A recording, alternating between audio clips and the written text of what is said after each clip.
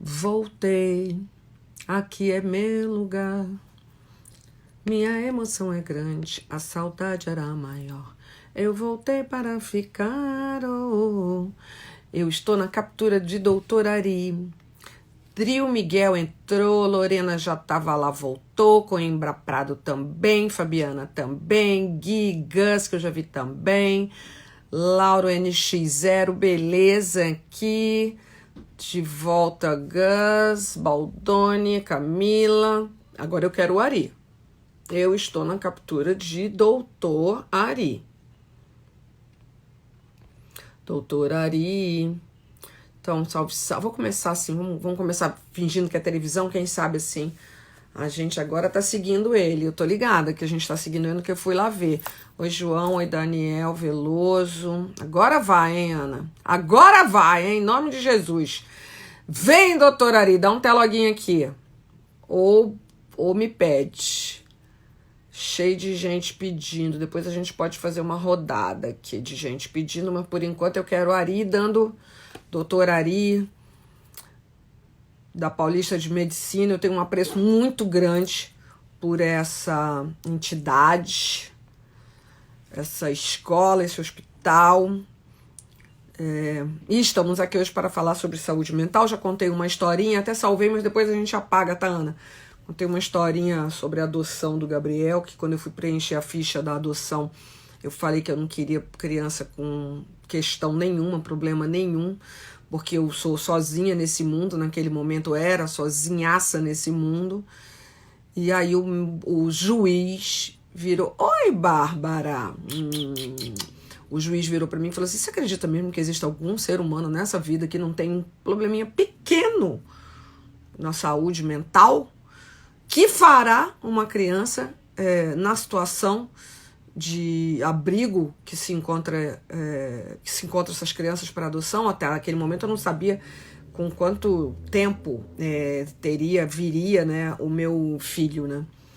Tomei na cara essa e desde então tenho muito cuidado com todo esse vocabulário que está dentro do universo aí do saúde mental.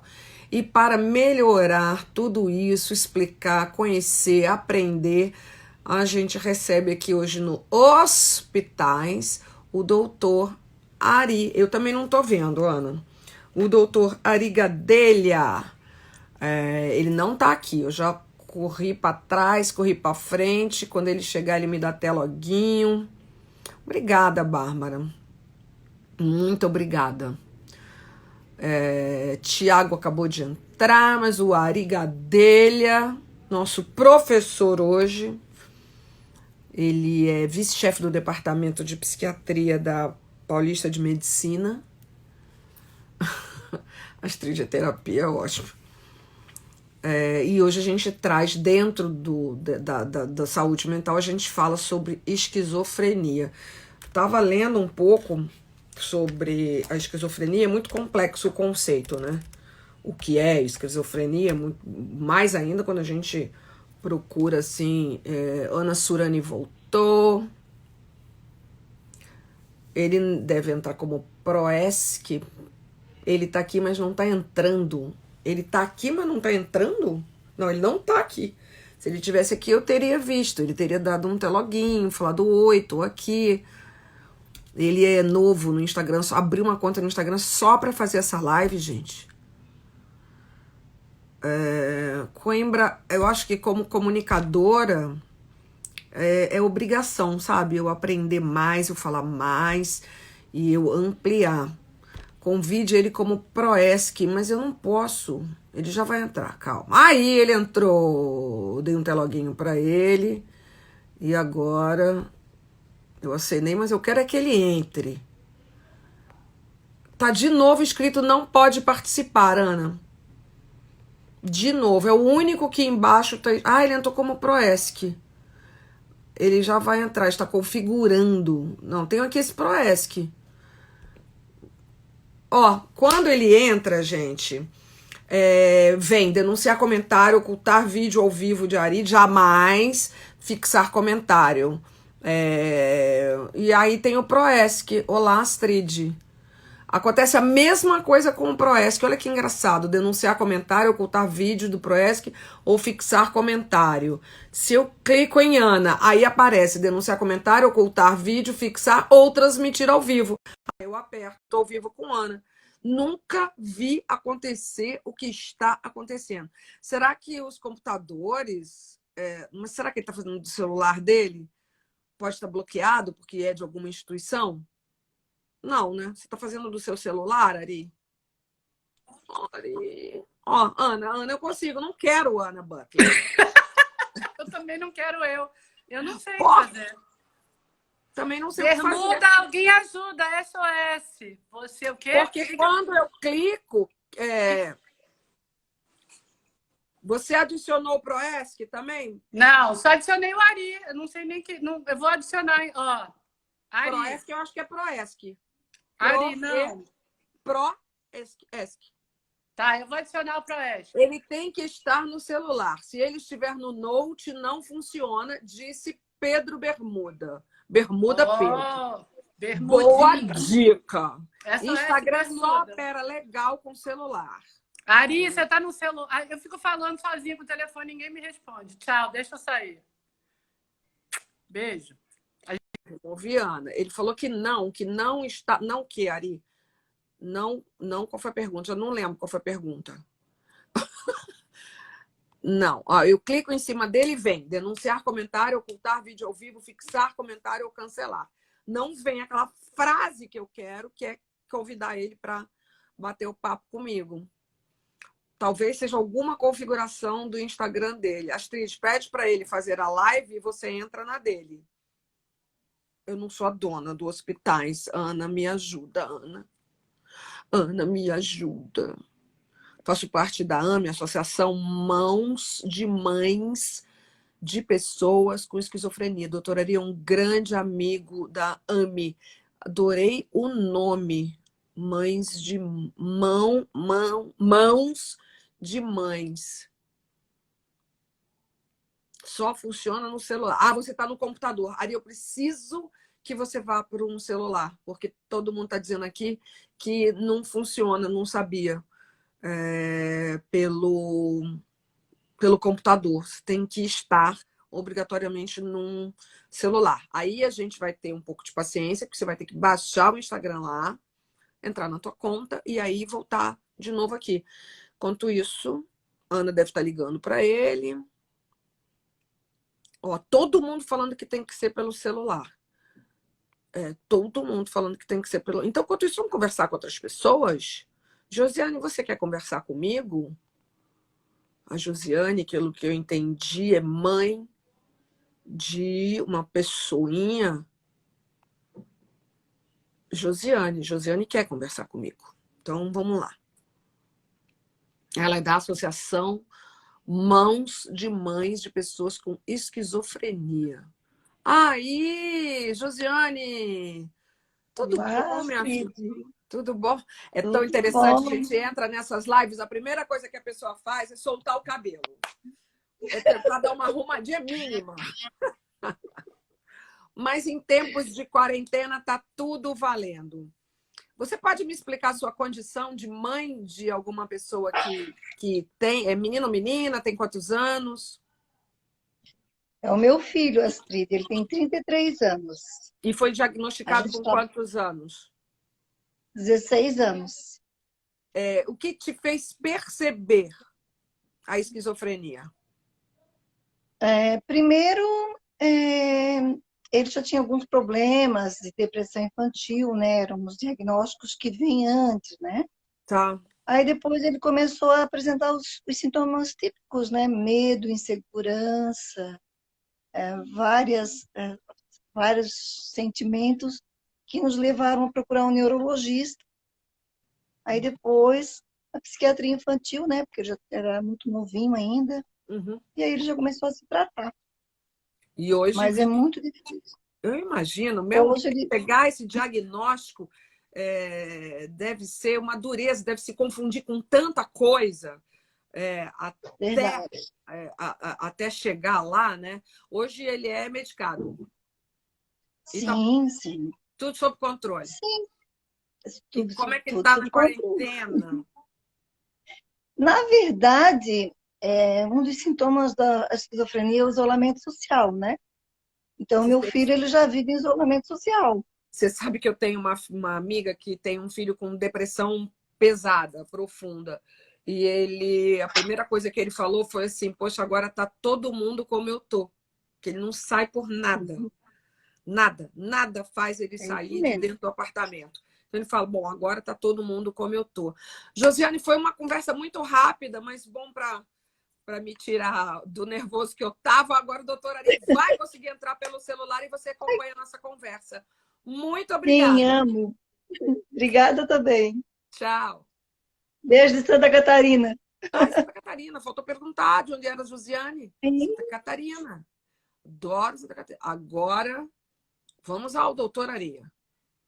Vamos procurar a doutora Aria. Pediu para dividir ou vai me dar um teloguinho de novo?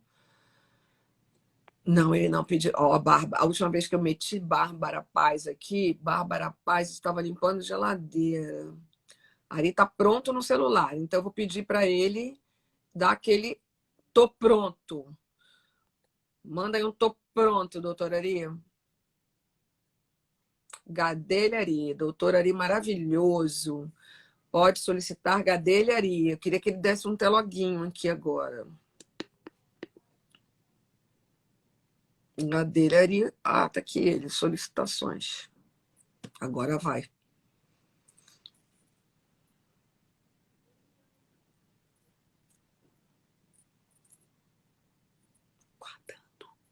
Aguardando, aguardando, aguardando. Preciso ficar nervosa.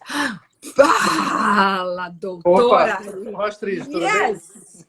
Eu tô bem, seja bem-vindo ao maravilhoso Eu mundo acho que das lives. agora fiquei mais tranquilo, viu? O pico de ansiedade foi lá em cima antes. Então vamos agora assim, respira. Tomar uma água. Olha eu com o médico. Vamos lá, respira. E vamos arrumar essa câmera, tá? Tá bom. Respira. Ah, só que maravilha. Olha que Pronto. maravilha. Esse olho no olho agora. Mas tava melhor. Baixa mais um pouquinho, assim. Menos Mais pra teto. Menos teto, ao contrário. Pronto. Aí, ó. Pronto. Olha que coisa boa, ainda ganhei uma aula de live, hein, Astrid? Uma aula de live e um respira, não pira. Porque eu sou a rainha do falar respira, não pira, respira. Não sei nem por onde começar. A doutora Ari estava toda organizada para fazer aquelas apresentações formais. Lhe agradecer muito por abrir até uma conta no Instagram para poder Duas? Agora eu tenho conversar duas. Na falta de uma, abri duas. Yes! Agora vai tomar gosto pela coisa. Porque eu não sei se a gente pode falar em legado positivo da pandemia, mas esse tipo de comunicação e essa quantidade de aprendizado que está rolando no universo dessas lives aqui do Instagram é de uma valia absoluta.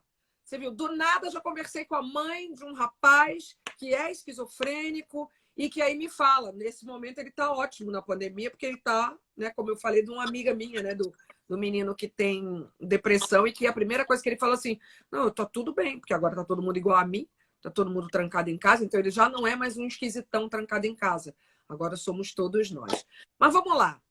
Falar de saúde mental é bem complexo, né? Porque esse espectro aí é gigantesco. A gente consegue pincelar um pouco, generalizando até chegar na esquizofrenia? Olha, Astrid, saúde mental faz parte da saúde, né? É engraçado como a gente fala bastante de saúde física. Acho que saúde física já entrou no nosso dia a dia. Todo mundo já sabe, tem que ter uma dieta balanceada, tem que dormir bem. E acho que isso traduz, acho que a questão de não se discutir saúde mental, isso traduz talvez uma tradição de se deixar essas questões de lado, né? Uhum. E o que a gente está vendo, acho que inclusive provocado pela pandemia, se tem uma questão que a pandemia está trazendo, é a importância de você se sentir bem com você mesmo, de você aprender a lidar com essas mudanças ou de assumir a vulnerabilidade e poder se apoiar um ao outro, né? O que você fez ali no começo, por exemplo, toma um copo d'água, é isso que a gente precisa começar a discutir um pouco mais, né? Existem as questões de saúde mental, elas são delicadas, elas estão sendo desafiadas por esse momento, e a gente precisa torná-las à tona, trazê-las à tona, deixar de colocar a saúde mental como uma coisa que a gente não pode falar, que a gente não pode assumir como algo que pode ficar mal, e que a gente não pode pedir ajuda, né? Parece que pedir ajuda, se eu quebro a perna, todo mundo vai lá e te ajuda. Mas se você fala tô deprimido, as pessoas ficam meio sem saber o que falar. Sim, Né? total. Então, acho que a saúde mental ela tem essa característica, ela faz parte do construto de bem-estar e a gente precisa começar a trazer isso, acho que mais para o dia a dia e discutir formas de se sentir melhor também quanto à mente. A esquizofrenia acaba sendo uma condição que vai por uma situação extrema de uma alteração de saúde mental, né, de um problema de saúde mental. E o extremo é a esquizofrenia? Olha, acho que assim, a esquizofrenia é talvez a doença mais emblemática, mais estigmatizada do que é um transtorno, uma doença mental, né? Pela gravidade, pela relação que ela tem com o conceito de loucura, né? De perder a cabeça. E sem dúvida nenhuma, ela é uma condição que, na maioria dos casos, ela é grave, ou ela pode ser grave. Eu acho que uma das coisas, inclusive, que a gente tem tentado mostrar no trabalho com as mães, mostrar para a sociedade, é que, de fato, se a esquizofrenia não é tratada, ela é uma doença muito difícil. Né? Mas hoje, com o tratamento disponível, a gente tem pessoas com esquizofrenia trabalhando, se relacionando, casando. Ou seja, é possível viver e conviver bem com a esquizofrenia, mas a gente precisa trazer isso para as pessoas conhecerem e reduzir o estigma relacionado à doença. Uhum. Quando eu perguntei para a Josi como foi que ela chegou, como é que eles chegaram a esse diagnóstico, quais foram os sinais, como é que se percebeu a esquizofrenia, eu não vou lembrar, eu estava tão nervosa na hora que eu falei, eu não vou lembrar, mas ela falou coisas, ela falou sentimentos que eu já tive. Uhum. Que muita gente já teve, ou que outras doenças que a gente conhece, como a própria depressão, também tem essas características. Quais são as características da esquizofrenia? Bom, o diagnóstico da esquizofrenia ele é dado pela presença principalmente do que a gente chama de psicose, sintomas psicóticos. Tá? Psicose significa você ter um delírio ou alucinação. Delírio, o mais comum, acho que é mais fácil explicar pelo exemplo, né? Delírio mais comum é o delírio persecutório, tá? Sim. E aí eu acho que você vai fazendo esse paralelo daquilo, poxa, mas se sentir perseguido de vez em quando não é normal? Né? É normal e até desejado. Você está numa rua escura, você vê alguma coisa estranha, você tem que se proteger. O problema da esquizofrenia é que a pessoa tem esse quadro, ele se sente perseguido, sem ter uma correspondência com o mundo ao redor dele. Ele tem a certeza absoluta de que ele está sendo perseguido, e ele chega a essa conclusão porque tem uma alteração do jeito do cérebro funcionar e não consegue questionar. Então, uma experiência muito comum para as famílias é falar, poxa, mas meu filho, por que você está sendo perseguido? Por que você acha que você está sendo perseguido? Que o PCC está te perseguindo? Ou que a máfia? Ou que o FBI? E ele vai dando algumas explicações, mas que não tem base na realidade. É o cérebro gerando essa impressão. E a mesma coisa, parecida ao que a gente chama de alucinação. A alucinação, a mais comum é auditiva. O indivíduo ouve uma voz que é igual à voz de qualquer outra pessoa para ele. É como se fosse uma voz real, mas só que não tem perto. Só que ele percebe como real. E aí a gente consegue, por exemplo, hoje com estudos de neuroimagem, mostrar que quando a pessoa está alucinando, o cérebro dela, de fato, parece que está ativada a região da audição. Por isso que para ela é real.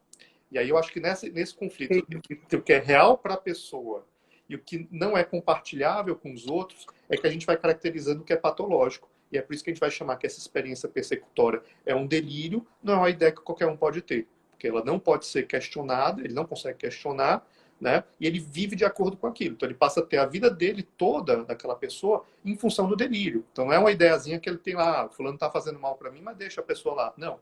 É uma ideia muito saliente, uma ideia muito forte, e a pessoa começa a organizar a vida toda em função da perseguição que ele acha que ele está sofrendo. Não, e essa vida aí não é uma vida nada saudável, porque ele, né? É claro que é uma perseguição do mal, né? Aí que entram essas coisas do isolamento. Exatamente. Então, imagine que um menino está lá na faculdade, ele tem um delírio, desenvolve delírio. Muitas vezes são coisas plausíveis, né? Tipo, os meus colegas de turma estão me perseguindo, né? Uma coisa muito comum, a gente vê isso no dia a dia no consultório.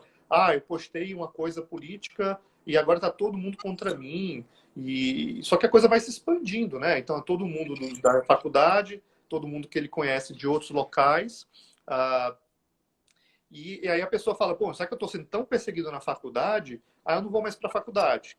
Aí depois ele começa a achar que está sendo perseguido na rua, pelo mesmo motivo. Ou seja, uma coisa que não tem muita função, né? Eu digitei uma coisa na rede social e o trocador do ônibus está me perseguindo, o motorista do ônibus está me perseguindo. Então, ele vai criando associações. E aí ele para de sair de casa, porque ele está sendo perseguido na rua. E às vezes mesmo em casa ele fala, poxa, pai, tem uma câmera, por que vocês deixaram colocar uma câmera aqui na sala? E aí ele não sai mais do quarto, entendeu? E não tem, né? Ele vê esse objeto. Ou ele intui, ele pode falar, olha, tem uma câmera, não sei onde é que tá, mas eu tem sei. câmera. Tá. Ele sabe.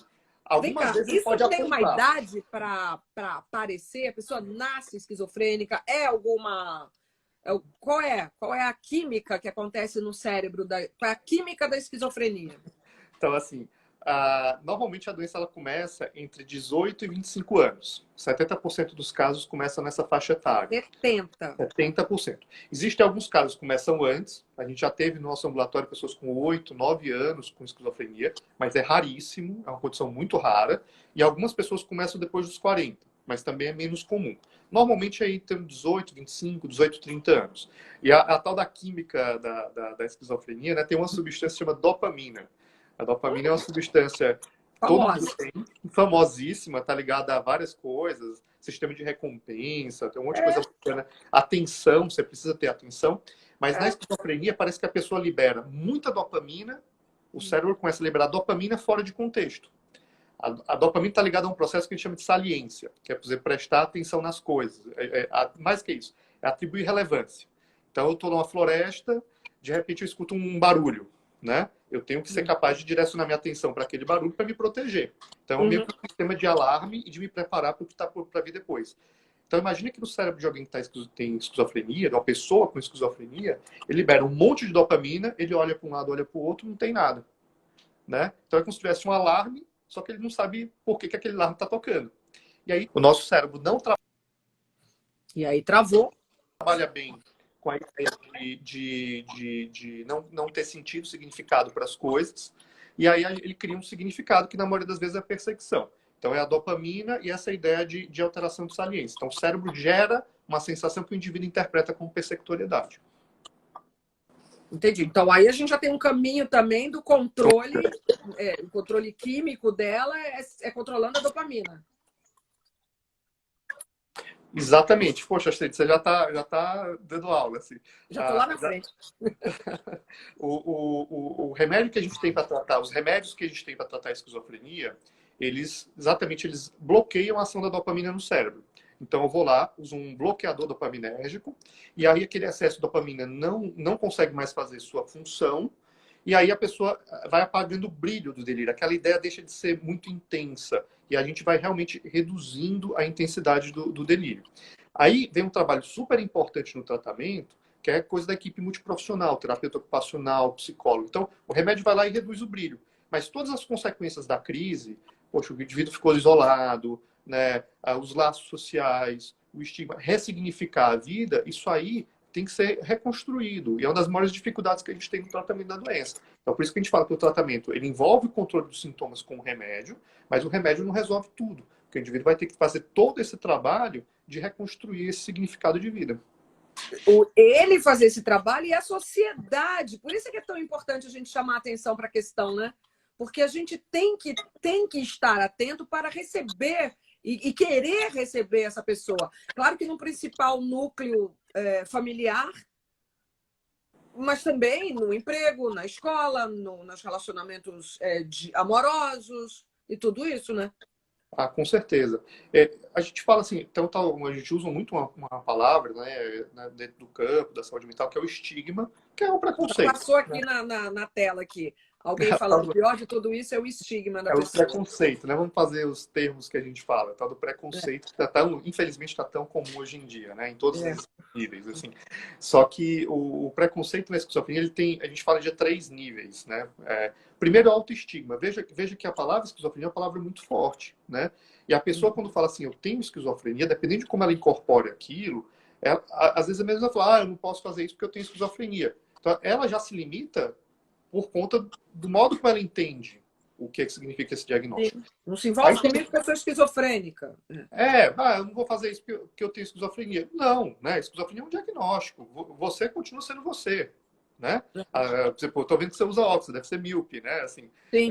a opção de você se definir por míope ou não é uma opção, um uso que você faz do diagnóstico. Você pode Estava falar... pensando na inteligência. Você continua uma pessoa inteligente, você continua com uma pessoa com capacidade de falar línguas, fazer contas matemáticas, etc, etc.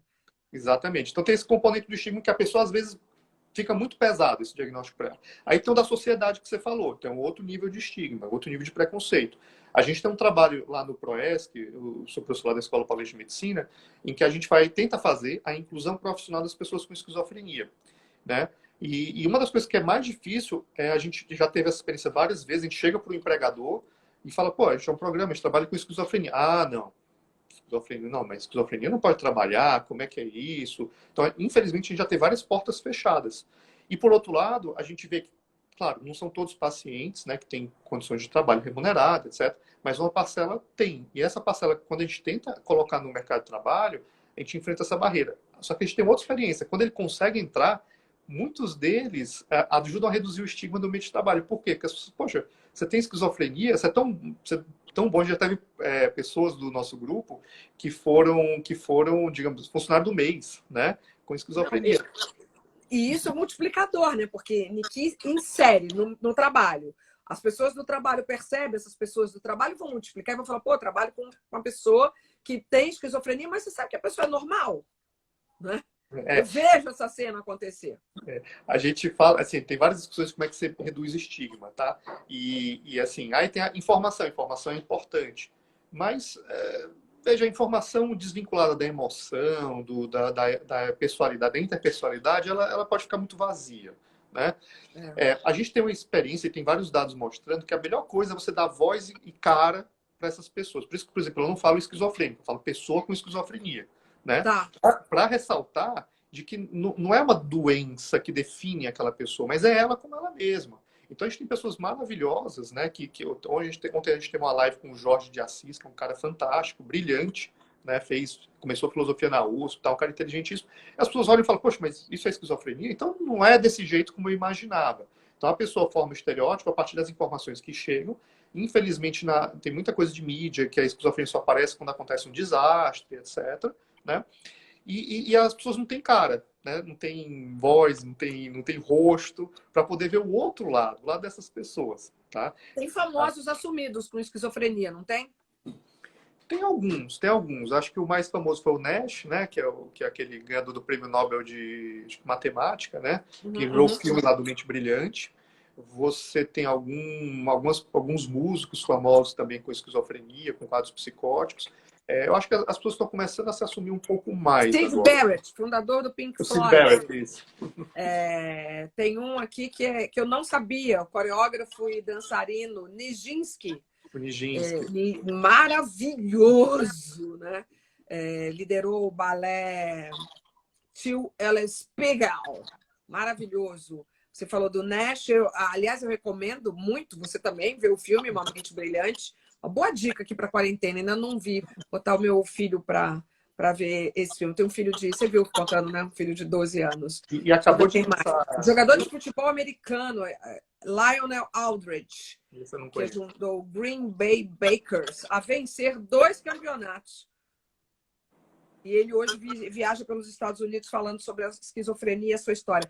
Nada melhor. E ainda tem a atriz Beth Page, símbolo da geração pin-up. Foi diagnosticada em 1979.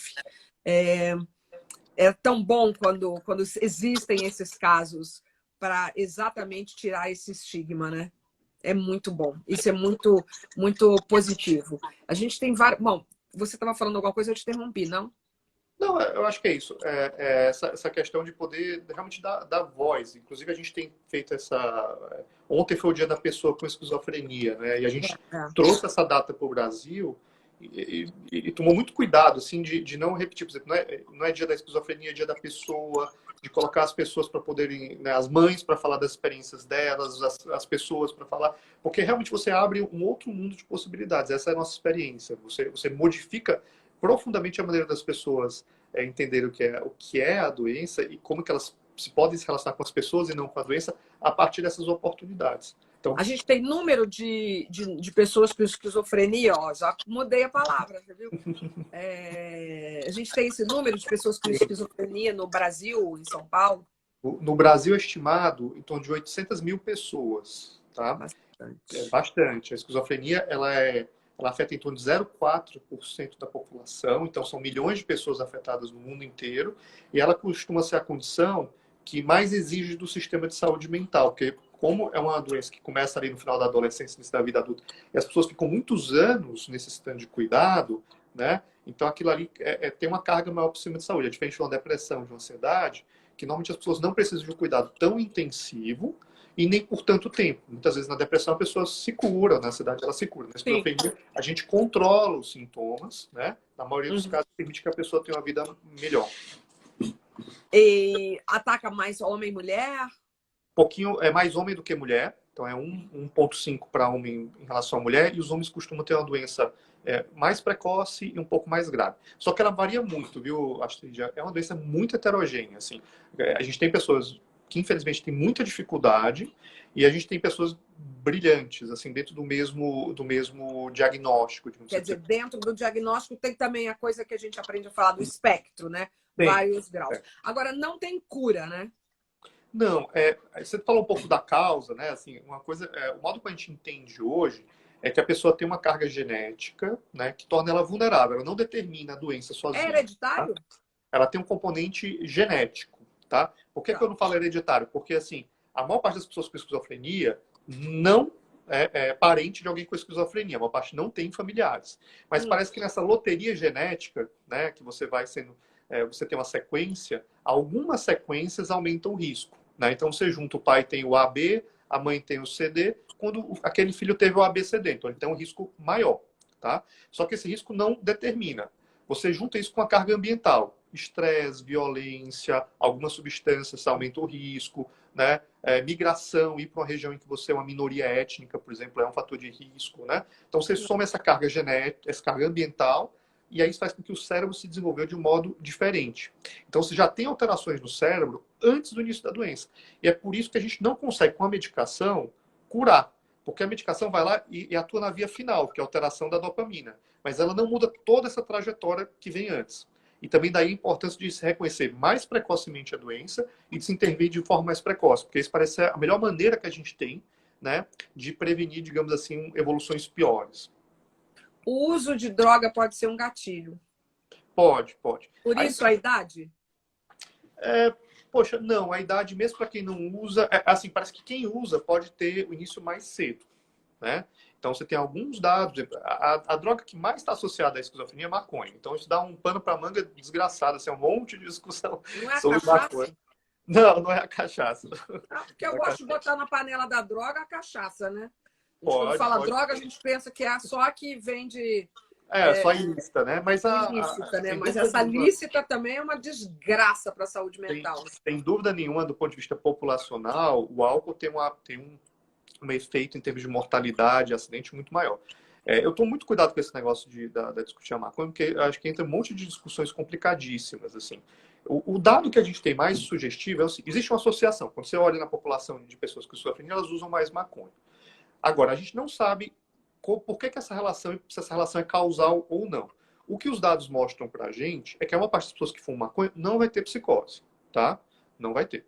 Só que parece que algumas pessoas, talvez porque elas já têm a carga genética, elas são mais vulneráveis. Então, essas pessoas que têm a carga genética mais vulnerável, elas têm um risco maior de desenvolver. O problema é que a gente não sabe quem são as pessoas que têm a carga genética. É a mesma discussão com relação ao álcool, né? Você não sabe qual é a predisposição, não sei qual é a predisposição genética do meu filho, ou por que que eu posso beber ou fumar maconha e não querer outra droga, não querer mais. É tanto, é um universo tão cheio de nuances, né? Muito complicado. O tabaco, né? Tem pessoas que fumam a vida inteira e não tem câncer, tem pessoas que fumam 5 anos e tem câncer. É difícil. Agora, sim, o que a gente sabe, aí eu posso ficar muito tranquilo para falar isso, é que esse risco é maior. Por exemplo, no caso da maconha, que a gente tem que falar isso aí. É maior quanto a pessoa fuma de forma mais intensa e quanto maior a potência. Então, por exemplo, um uso mais recreativo, esporádico, ele praticamente não tem risco. Mas se você, por exemplo, usa skunk todos os dias, aí o risco aumenta e dependendo da quantidade que você fuma, aumenta mais o risco. O que eu acho que bate mais ou menos com o que a gente vê no dia a dia, né? Assim, quanto mais intenso, pode ser que tenha um problema. Claro. Vale para bebida também, né? Vale para bebida. Você bebe um pouquinho, uma taça de vinho não vai fazer mal, mas se você toma uma garrafa de vinho todo dia, já começa a complicar. Eu tinha tirado os comentários para a gente ver melhor o seu rosto. Vou botar novamente os comentários. Se vocês quiserem, podem fazer perguntas. A Ana está falando que tem amigos assim, é muito difícil. Amy Gonçalves está falando, meu filho é vegano e diz que se a mulher comer pão ou açúcar, ela leva vermes físicos para casa. Putz, é complicado. Doutora Ari, minha mãe tem depressão profunda há anos e agora foi diagnosticada com demência/Alzheimer. Nunca disseram nada sobre esquizofrenia, mas ela fantasia coisas na cabeça dela e acredita que é real. Qual é a diferença entre demência e esquizofrenia? Eu tenho ouvido falar tanto em demência. Tá. A demência é um processo neurodegenerativo, né? O mais comum é o Alzheimer. O Alzheimer vai começar ali por 65 anos de idade. Começa a aumentar a chance de ter Alzheimer a partir dos 65 anos de idade. Tá? Você vai tendo uma perda do cérebro. A partir de um momento que você perde muito, você começa a ter dificuldade de memória, dificuldade de se organizar no dia a dia. Dentro desse processo de perda, dependendo de onde essa perda acontece, qual a região do cérebro que está afetada, você pode ter psicose. Né? Uma coisa que é importante destacar é que, assim, eu falei, a esquizofrenia é uma doença que tem psicose. Mas psicose, que é essa presença de delírio e alucinação, você pode ter em várias condições, tá? Então, por exemplo, a gente acabou de falar de uso de substância, né? O uso agudo de substância pode causar uma psicose limitada. O indivíduo, por exemplo, se usa muito cocaína, ele pode ter uma crise psicótica. Né? Claro. Ele não vai ter esquizofrenia necessariamente, ele vai ter uma crise psicótica aguda. Na esquizofrenia, de fato, você tem que ter essa alteração do cérebro por trás para fazer com que aquela psicose ela se perpetue no tempo. E aí vem a diferença do Alzheimer para a esquizofrenia. O Alzheimer é neurodegeneração, ele vai na perda. A esquizofrenia é uma alteração que ela já vai se desenvolvendo de forma alterada e por isso, ali na adolescência, no início da vida adulta, você tem o sintoma. Na esquizofrenia, também só para completar essa ideia do diagnóstico, você tem a psicose, que é fundamental para o diagnóstico, mas você tem outros sintomas. A mãe estava falando do isolamento social, né? A gente tem um tipo de sintoma que é super difícil de entender, que a gente chama de sintoma negativo. A psicose a gente chama de sintoma produtivo. O cérebro está produzindo uma coisa diferente, está produzindo uma maneira diferente de se relacionar com o mundo. Sintoma negativo é quando falta, parece que é uma inibição. Então a pessoa tem menos, a expressão do afeto está diminuída, a vontade está diminuída. Então muitos pacientes, por exemplo, eles ficam no quarto e você pergunta, sua vida está boa? Está ótima. Ele não sente falta. Ele tem uma redução da vontade, ele tem uma redução da expressão do afeto. Né? O termo autismo ele foi cunhado pela primeira vez dentro da esquizofrenia para descrever esse tipo de alteração. Então na esquizofrenia você tem o sintoma positivo e o sintoma negativo. Isso vai diferenciar de outros quadros de psicose. Psicose no uso de droga, psicose na mania, na bipolaridade, você pode ter, né, psicose. A psicose é associada ao Alzheimer. A psicose é associada a um tumor no cérebro. Você tem um tumor no cérebro, você pode ficar psicótico. Isso não é esquizofrenia, tá? Tá. Menino, tem tanta pergunta aqui. E eu queria depois não, que eu vou fazer agora. Tem um rapaz, acho que ele chama Coimbra. Coimbra eu já tive tantas vezes. Ele tinha Acho que ele é de Minas. Ele falou coisas que assim, ele nunca usou droga, nem álcool, nem droga, e é uma pessoa com esquizofrenia, e diz que toma os medicamentos, e há 6 anos não tem nada. Ah, que bom. Muito maravilhoso de contar. Pergunta da Lauro do NX. Lauro do NX0 é ótimo, né? Lauro NX0. Portadores de borderline pode ter alguma esquizofrenia? Digo isso porque eu sou border e já me senti perseguido a ponto de chegar na pessoa e querer saber o que ela estava falando de mim numa festa. Oi. Então, assim, o borderline, a pessoa tem essa coisa da fronteira, né? Inclusive, borderline significa essa fronteira entre a neurose e a psicose, é a definição clássica do border, tá? Uhum. Modernamente, a gente vê o border como uma doença que a pessoa é muito frágil do ponto de vista emocional, né? E ela precisa da relação com o outro para poder se organizar um pouco mais. Só que como ela é muito frágil, essa relação se dá de forma muito intensa e fundida, né? E aí vem um monte de problema com isso. O border pode ter psicose, só que rapidinho, né? Então ele tem a impressão que alguém está perseguindo, ele vai lá, tira a satisfação dele, Mas e já a volta. confusão que pode criar? Muita, mas infelizmente o transtorno de personalidade borderline é um dos mais difíceis que a gente tem, né? Tem muita dificuldade na relação com o mundo também. Todas essas doenças mentais, elas afetam a nossa capacidade de relacionar ao mundo. Por isso, quando você perguntou assim, é a mais grave a esquizofrenia? Putz, achei tão complicado, cara. O mais grave é o que a pessoa tem, é o mais grave para ela. Exatamente. Né? Não, eu ia falar isso. O mais grave é o que a gente tem naquele momento. Eu tinha aprendido isso na vida, a gente não pode botar na mesma balança nada, né? Porque é uma pessoa, né? A pessoa. Para a pessoa, a vida dela é tudo que ela tem, né? Ó, tem uma aqui, Bruno. Obrigada pela entrevista, Astrid. Doutora Ari, deixa registrado aqui que a Abre oferece grupos de apoio a familiares doentes e também, recentemente, grupos mistos. Esses grupos de apoio são fundamentais. Como o senhor falou, o tratamento é um tratamento multidisciplinar, né? Não é Isso. só... A ABRE, a gente trabalha muito próximo deles, a Associação Brasileira, eu sempre confundo um pouco o nome, é a Associação Brasileira de Portadores, Amigos e Pessoas com Esquizofrenia. E eles são fantásticos. E uma coisa bem legal, Astrid, que assim, a gente fala muito assim, do ponto de vista técnico, né? Tem que fazer o tal da psicoeducação, explicar o que é a doença. Né? Ok. A gente vai para o mundo real, o que funciona é gente falando com gente. Então, é uma pessoa com esquizofrenia falando para outra pessoa com esquizofrenia. É uma mãe falando para outra mãe. E por isso a importância da ABRE, da AME, dessas coisas. Né? Não, isso é por isso que eu falo que na hora que aparece um famoso falando sobre qualquer doença, eu tenho lúpus, nada a ver, outro universo. E no dia que eu falei que eu tinha lúpus, a quantidade de pessoas agradecidas era gigantesca, porque também, por isso é que cada doença com a sua agonia, né? As pessoas se sentindo estigmatizadas, porque em algum momento, para algum segmento da doença, pode dar uma rosácea na pele, olha, mas, enfim, e aí a pessoa fica super agradecida. Eu acho isso. Então, ter esse apoio, esse espelho, na verdade, né? Esse espelho é muito bom. Você se sentir conectado com as outras pessoas, né? Acho que essas doenças, quando a gente tem, né, alguma coisa desse tipo, acho que a ideia é assim, só eu que tenho, né?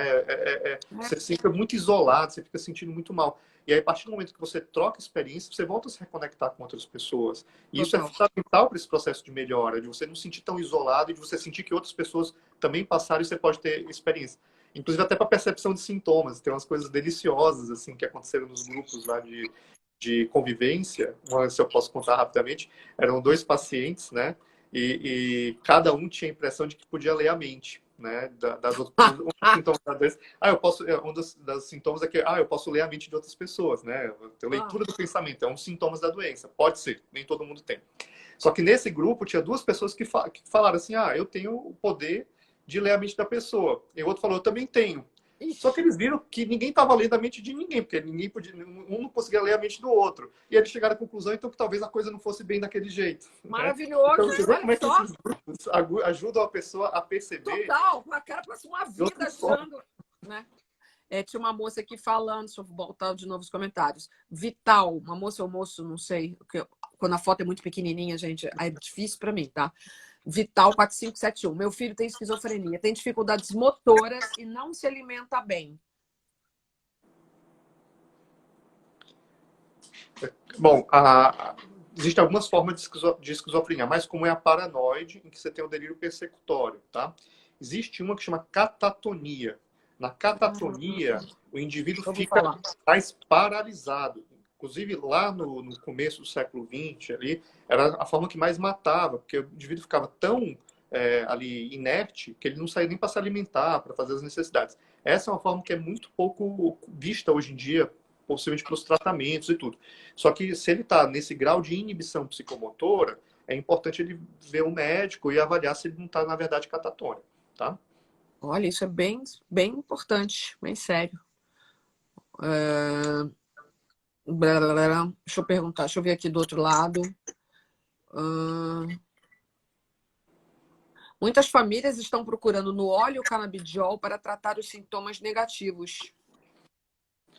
Olha, o canabidiol é bem interessante, viu? É uma substância que eu vejo com muito bons olhos, tem muitos bons usos para o canabidiol, mas aparentemente o que a gente tem assim, mais provado é o canabidiol para ansiedade, tá?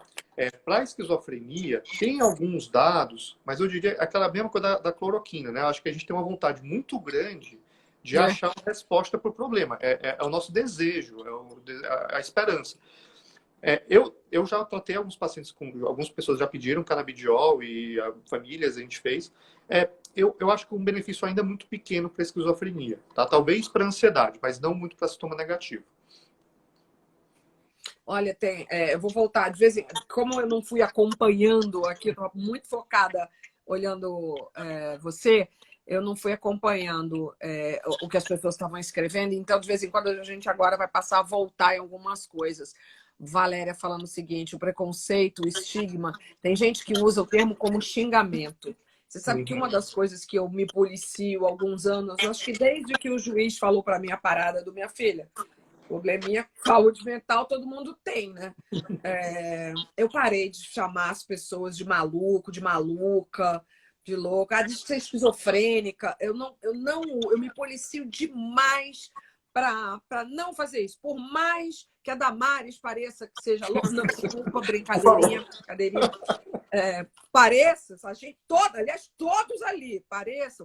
Eu não falo, porque é muito sério para quem sofre com a doença, seja ela qual for, a doença mental qual for.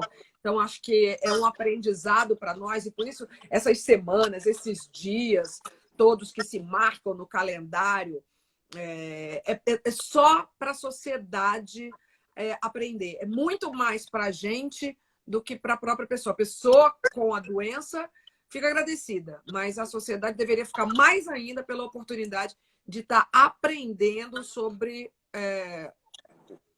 outro humano, outro demasiadamente humano. Eu vou te falar que até como profissional, assim, cuidar de pessoas com esquizofrenia foi uma experiência muito positiva, assim. Você aprende a lidar com a diferença, você aprende a lidar com as limitações, você aprende a reconhecer as pequenas vitórias das pessoas, sabe? Você acaba se tornando mais humano mesmo. Eu acho que por isso que é importante a gente reconhecer a importância da diversidade, da diferença, do acolhimento. Acho que é uma coisa que, inclusive, está faltando, infelizmente, está faltando muito na nossa sociedade atualmente.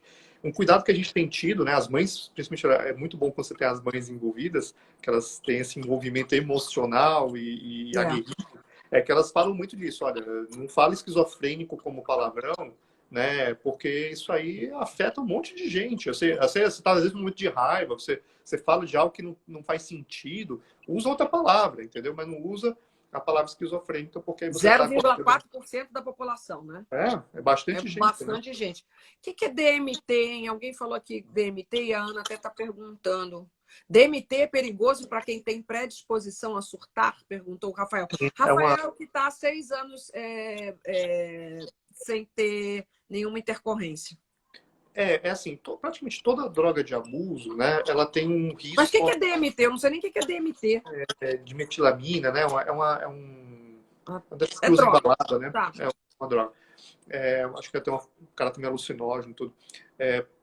Todas elas podem ter um risco aumentado. Veja que o cérebro da pessoa com esquizofrenia já tem uma fragilidade maior, né?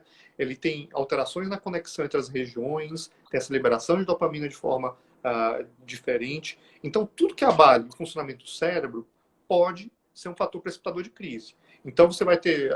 mas a pessoa não pode usar nada? A gente fala assim, olha, um pouquinho de álcool, um pouquinho de cigarro normal, pouco efeito. Agora, por exemplo, se você beber cigarro muito normal, álcool... nem um pouquinho, hein? Não, aí vai ter outros problemas. Estou falando para esquizofrenia. Mas a questão é assim: qualquer droga dessas um pouquinho mais forte, para quem tem esquizofrenia, aumenta a chance de ter crise, tá? Porque o cérebro já é mais vulnerável. Acho que essa é a mensagem. Tem uma pessoa falando que em Portugal é 1% da população. Você sabe, Astrid, que antigamente a gente falava 1%, tá? Os dados, digamos assim, mais antigos falavam 1%.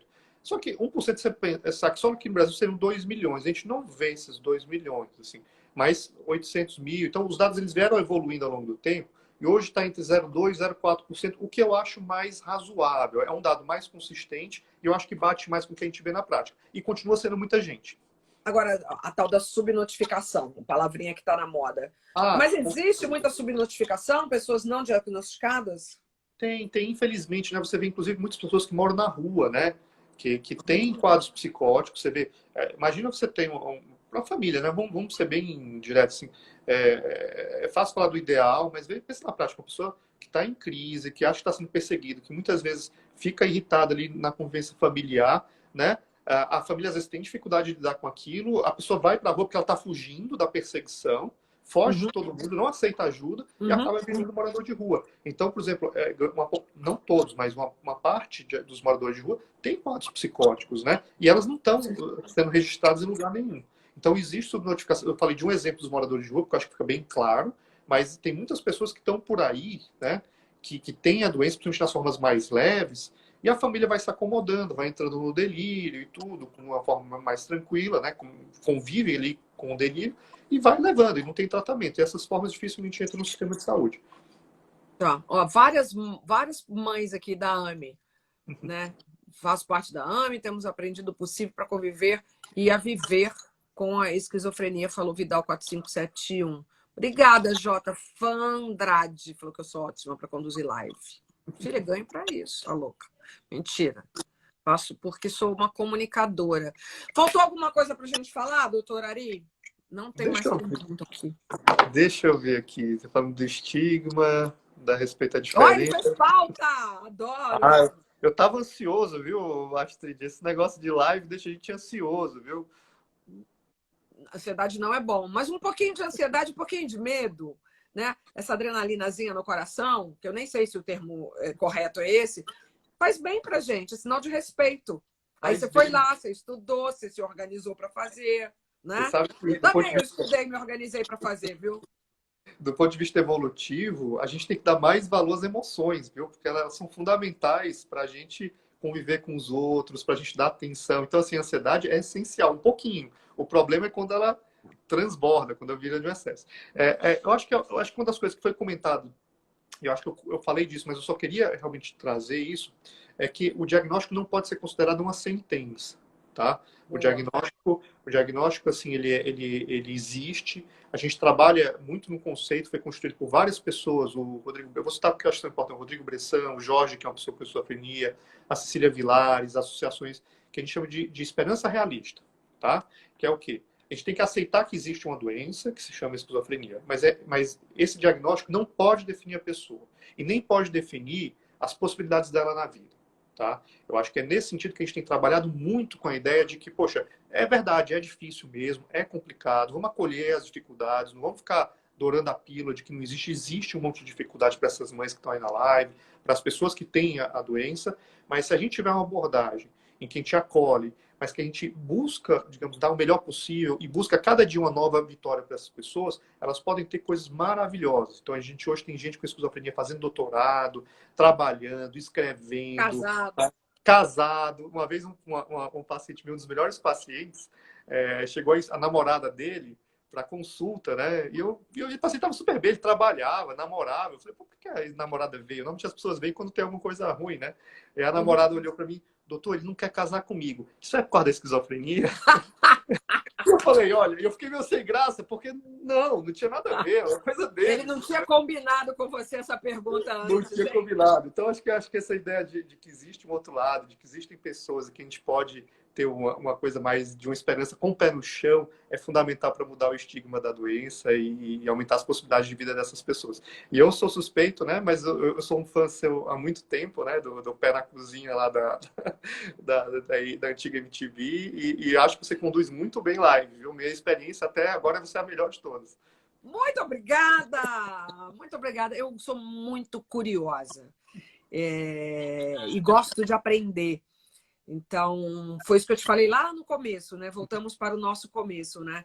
Eu acho que essa oportunidade, as avessas que nós estamos todos no planeta, me trouxe mais aprendizado. não só aqueles que a gente tem que prestar atenção nas emoções, na convivência, na nossa casa, a nossa casa sendo o epicentro agora realmente das nossas vidas, como aprender outras coisas, né? Eu estou num corre aqui danado. Eu sou mãe de um menino de 11 anos, eu cozinho, eu lavo, a casa é enorme, enorme, enorme porque eu acho que eu precisava, entendeu? Não é tão enorme assim, não, é um apartamento. Mas cheio de problemas. Ontem tem um vazamento na mulher de cima que está passando pela caixa de luz, mas eu paro para aprender alguma coisa. E essas lives eu estou procurando fazer as que vão me acrescentar conhecimento, né? E como uma comunicadora, acho que faço o repasse, estabeleço pontes, né? Eu vou muito indicar lá no meu Insta essa nossa live, porque eu acho que mais e mais pessoas precisam conhecer minimamente o que é a esquizofrenia, a doença, e qual é a responsabilidade da sociedade para não transformar, não ser um colaborador desse estigma, né? Como você falou, né? Já tem a própria pessoa se colocando, né, como se tivesse recebido uma sentença de morte. Não, é uma condição de vida que, graças à medicina e ao conhecimento cada vez mais, né, do cérebro, então é fantástico, né? O cérebro humano é fantástico, né? Eu fico embevecida, gostaria muito de aprender mais e mais. Vamos fazer amizade, tá, doutor Ari? Ah, sim. Eu trabalho com neurociência, então eu adoro comportamento, adoro as pessoas e acho que o cérebro é fascinante mesmo, né? E eu acho que esse momento da pandemia, que você falou, é uma oportunidade da gente repensar um monte de coisa. Acho que as crises, elas tiram a gente do nosso lugar e elas obrigam a gente para o bem e para o mal, né? Para o bem no sentido de que a gente pode descobrir novas formas de lidar com as pessoas e de se reinventar. Para o mal no sentido que talvez eu tenha dificuldade de me adaptar, né, a isso. Mas acho que a pandemia, e isso ela tá trazendo uma possibilidade que é muito preciosa para a gente em termos de relacionamento, de divulgação, de disseminação do comportamento. Eu só tenho que te agradecer essa oportunidade de estar aqui hoje. Tá? Fico muito feliz. Obrigada. Quem agradece é a turma dos hospitais. Que faz um trabalho maravilhoso. Turma boa. Eu que já estive internada, sei o valor de uma alegria no meio de um processo de internação, né? Eu posso falar a última coisa que eu gosto de falar também, mas é porque os hospitais, eu conheci a Ana e o pessoal, eles foram lá no CAISM, que é um centro onde funciona a psiquiatria da Escola Paulista e o saúde mental da Escola Paulista e foi uma coisa muito gostosa, assim, eles foram, né, a gente não sabia exatamente como é que ia ser, a gente tinha vários pacientes internados no Hospital Dia, que é um local onde eles vão passar o dia. Então, assim, por exemplo, esses pacientes do Hospital Dia, muitos deles ficam ali sentados nas suas cadeiras, né, o dia inteiro, e a gente faz uma força danada para tirar, para envolver uma atividade, a psicóloga vai lá e não conseguiu. E aí começou a música, né? E acho que tem esse caráter da música. E começaram as pessoas chegar, os profissionais da manutenção e tudo. Quando a gente viu os pacientes dançando, aquele paciente que a gente não conseguia tirar da cadeira, dançando, cantando, a gente abriu a enfermaria, os pacientes saíram da enfermaria. Coisa mais linda. Negócio. Então, assim, eu tenho um carinho muito grande com os hospitais, porque foi uma experiência fantástica, né, com a Ana, com tudo que eles propiciaram, e um grande agradecimento por tudo que eles já fizeram, já foram 3 vezes lá, é um sucesso, né, quando eles vão, e por estar permitindo essa live. Então, eu realmente tenho que agradecer, porque é um projeto maravilhoso e que muda a vida das pessoas num momento de grande dificuldade, que é um momento de internação, inclusive por saúde mental. E posso te falar, em nome dos hospitais, mesmo sem ter perguntado a eles, faz uma diferença danada na vida de cada um deles também. Porque fazer o bem, não importa quem, faz bem também pra gente, né? Falta 1 minuto e 44 para nossa live, bater com o telefone na nossa cara e eu não quero que isso aconteça. Então, muito obrigada, doutor. Fica com Deus. Obrigado. Muito obrigada. Tchau. Obrigado por tudo. Até mais. Vou botar aqui os comentários para vocês de novo. Vocês todos agradecendo. Doutor Ari, profissional maravilhoso. Agora coraçãozinho, olhinho, todo mundo batendo no coraçãozinho. E o telefone vai bater na nossa cara. Espero que vocês tenham gostado. Vai ficar disponível. A Ana Butter falando que chorou. Luda do Teloguinho. Valéria falando gratidão. A gente vai deixar disponível aqui. Vocês podem recomendar para outras pessoas esse papo, então, com o doutor Ari Gadelha. Obrigada, doutor. Obrigada a todo mundo. Obrigado. Beijo, Ana. Obrigada, Ana, pela oportunidade. A Ana botando 1000 corações. Agora tinha que remover ele, removi ele. E agora eu vou encerrar com uma cara bonita, ó.